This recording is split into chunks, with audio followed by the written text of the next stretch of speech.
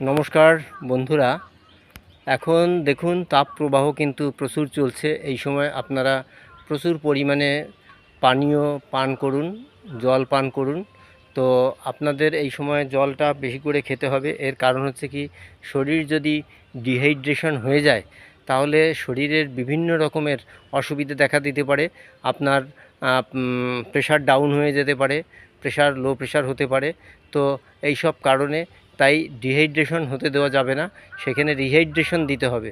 মানে জল পান বেশি করে করতে হবে, যেমন তরমুজ জাতীয় ফল, ফ্রুটি জাতীয় ফল, জলজ জাতীয় ফল, যেমন তাল শাঁস হতে পারে, ডাবের জল হতে পারে, এই সবগুলো খেতে হবে। এই সবগুলো যদি আপনারা খেতে থাকেন তাহলে আপনারা সুস্থ থাকবেন এবং ভালো থাকবেন। তবে মানে শরীরের ওজন অনুযায়ী আমরা কিন্তু জানি যে যদি 20 কেজি বডি ওয়েট থাকে, 20 কেজি বডি ওয়েটের অ্যাগেনস্টে 1 লিটার জল, তো অনেকে কিন্তু জল মোটে খেতেই চান না। তো জল যদি আপনারা না খান, আমরা জানি পৃথিবীর 3 ভাগ জল আর 1 ভাগ স্থল। সেরকম মানুষের শরীরেরও কিন্তু জলের পরিমাণটা বেশি। সবাই কিন্তু সেই জন্য আমরা বলে থাকি যে জল কিন্তু বেশি খাবেন। তো জল খাবার কথা একটা কারণেই বলা হয় যে শরীরকে সুস্থ রাখতে গেলে, ডিহাইড্রেশনকে রোধ করতে গেলে তাহলে আপনাকে কিন্তু জল খেতেই হবে। তো আমরা 20 কেজি বডি ওয়েটে 1 লিটার জল, এবারে কারোর যদি 60 কেজি বডি ওয়েট থাকে তাহলে তাকে 3 লিটার জল, যদি 80 কেজি থাকে তাহলে 4 লিটার জল, যদি 100 কেজি থাকে কারোর ওজন তাহলে 5 লিটার জল 24 ঘন্টায়। এই জলের রেশিওটা আপনারা কিন্তু ঠিকঠাক খাবেন, তবেই কিন্তু আপনাদের শরীর স্বাস্থ্য ভালো থাকবে।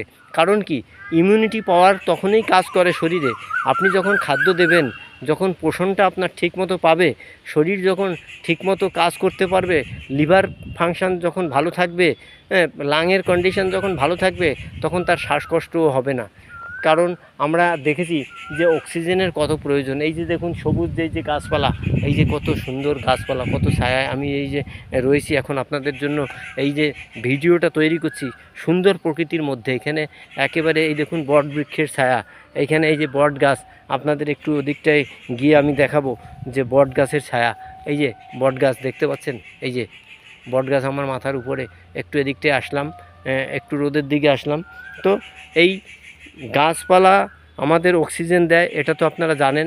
কারণ অক্সিজেন কোনো কৃত্রিমভাবে আপনাকে নিতে গেলে প্রচুর পয়সার খরচ হবে। তাই আপনি যদি অক্সিজেন ইনহেলেশনের দ্বারা, শ্বাসের দ্বারা যদি আপনি অক্সিজেন নিতে পারেন তাহলে সেই অক্সিজেনটা কিন্তু আপনার কার্যকরী হবে। তো সেইভাবে আমরা প্রত্যেক সময় অক্সিজেনটা ঠিকঠাক নেব এবং শরীরের পোষণ, শরীরের কাঠামোকে ধরে রাখার জন্য, শরীরকে সুস্থ রাখার জন্য আমরা কিন্তু খাদ্য খাবার ঠিকমতো খাবো। খাদ্য খাবারের দ্বারাই আমরা কিন্তু সুস্থ থাকি। তো অনেকে দেখবেন রোগাগ্রস্ত হয়ে পড়ে। তো রোগাগ্রস্ত কেন হয়? শরীর যখন রোগাগ্রস্ত হয় তখন শরীরের মধ্যে কিন্তু বিভিন্ন রকমের রোগের বাসা বাঁধতে থাকে। কারণ কি, যখন শরীরের ক্ষমতা যখন হারিয়ে ফেলে, শরীর যখন ইমিউনিটি পাওয়ার হারিয়ে ফেললে তখন তার শরীরে কিন্তু বিভিন্ন রোগ জীবাণু বাসা বাঁধতে সুযোগ হয়। তো সেই রোগ ব্যাধি যখনই শরীরে ঢুকে পড়বে, তাকে তাড়াতে গেলে আপনার ইমিউনিটি পাওয়ারটাকে ঠিকমতো যদি দিতে পারেন তাহলেই কিন্তু আপনার শরীর সুস্থ থাকবে, নচেত কিন্তু নয়। তাই শরীরকে সুস্থ রাখতে গেলে, আপনার শরীর ঠিক রাখতে গেলে সমস্ত কিছু, যেমন প্রোটিনটা কতটা না, প্রোটিন হচ্ছে মানে বডি ওয়েটের উপরে 1 কেজি বডি ওয়েটের জন্য 1 গ্রাম প্রোটিন আপনার শরীরকে দিতে হবে। এবারে আপনি যদি সেখানে প্রোটিন ঠিকমতো না দেন, 24 ঘন্টায়, আমি বলছি 24 ঘন্টার কথা, আপনি যদি কোনো মানে ভুল ধারণা নিয়ে থাকেন তাহলে সেটা শুধরে দেওয়ার প্রচেষ্টা আমি করছি। কারণ 24 ঘন্টায় আপনাকে নিতে হবে 1 কেজি বডি ওয়েটের অ্যাগেনস্টে 1 গ্রাম প্রোটিন। এবারে যদি আপনার বডি ওয়েট 60 কেজি থাকে তাহলে 60 গ্রাম প্রোটিন 24 ঘন্টায় খেতে হবে। তো এই রেশিওতে আপনি যদি খেতে পারেন, যেমন আমাদের এই যে যেমন এই পিকচার কোয়ালিটি, এই যে আমি যে ভিডিওটা তৈরি করছি এখানে একটা রেশিও দিতে হয় জানেন তো, সেই রেশিওটা যদি ঠিকঠাক মানে আমি দেই 9:16 বা 1:1 এরকম রেশিও ভিডিও সেট করা, রিল হলে 9:16 রেশিওতে, আর যদি ভিডিও মুড মানে ধরুন 3 মিনিটের উপরে যদি হয় তাহলে সেইটা কিন্তু 1:1 রেশিওতে দিলে তাহলে ফেসবুক আপনাকে গুরুত্ব দেবে। সেই রকম স্বাস্থ্যবিধি মেনে চলতে গেলে, স্বাস্থ্যের পরিকাঠামোকে ঠিক রাখতে গেলে সেটা কিন্তু আপনাকে এই রেশিওগুলো ঠিক রাখতে হবে। আমি একটা বললাম আপনার কি, আর অক্সিমিটার দিয়ে অক্সিজেন বুঝতে পারবেন। অক্সিমিটার আঙুলে ঢুকিয়ে, তবে নেল পালিশ যেন পড়া না থাকে, অক্সিমিটারটা ঢুকিয়ে যদি দেখেন 95-এর উপরে আছে, 95 আছে, তাহলে তার অক্সিজেন ঠিকঠাক আছে, সঠিক আছে। আমি আগেও এই এরকম ভিডিও করেছি, কিন্তু একটু নতুন রকমের ভিডিওটা করলাম আপনাদের জন্য।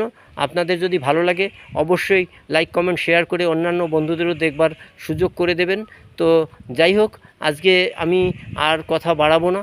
আমি নরেশ বিশ্বাস, আমি কলকাতা থেকে লাইভ অনুষ্ঠানটা, এই লাইভ না সরি, আমি এই আপনাদের জন্য এই ভিডিওটা করলাম। আপনারা ভালো থাকবেন। দূরের কাছের প্রত্যেক বন্ধুদের রইল আমার আন্তরিক অভিনন্দন, টাটা, শুভেচ্ছা। সকলে ভালো থাকবেন, এবং যদি কোনো প্রশ্ন থাকে প্রশ্ন করবেন, আমি আপনাদের সেই উত্তর দেওয়ার কিন্তু চেষ্টা করব যতদূর সম্ভব। আপনারা যদি কিছু জানার দরকার হয় আপনারা প্রশ্ন করতে পারেন, অবশ্যই আমি আপনাদের সেই উত্তর আমি দেব। ধন্যবাদ প্রত্যেককে, সবাই ভালো থাকবেন। এই দুপুরে দাবদাহে আপনারা ছাতা নিয়ে বেরোন, জলের পট রাখুন সাথে, এবং নাক মুখ ঢেকে যতটা পারেন বেরোবেন। কেউ কিন্তু এই রোদের মধ্যে যতটা পারবেন রোদকে এড়িয়ে চলবেন, কারণ এই রোদে আপনাদের কিন্তু শরীরে অনেক রকমের প্রবলেম দেখা দিতে পারে। এখন দাবদাহ চলছে, তাই আপনারা শরীরকে ঠিক রাখার জন্য জল পান ঠিকমতো খান, প্রোটিন ঠিকমতো খান, সুষম খাবার ঠিকমতো খান, ফাস্টফুড জ্যাঙ্ক ফুড এইগুলো এড়িয়ে চলুন, তবেই আপনার শরীর স্বাস্থ্য ভালো থাকবে। ধন্যবাদ, টাটা, বাই বাই। আমি নরেশ বিশ্বাস, এটুকু বলেই আপনাদের কাছ থেকে আমি বিদায় নিচ্ছি। ধন্যবাদ, ভালো থাকবেন প্রত্যেকে, ভালো থাকবেন, টাটা।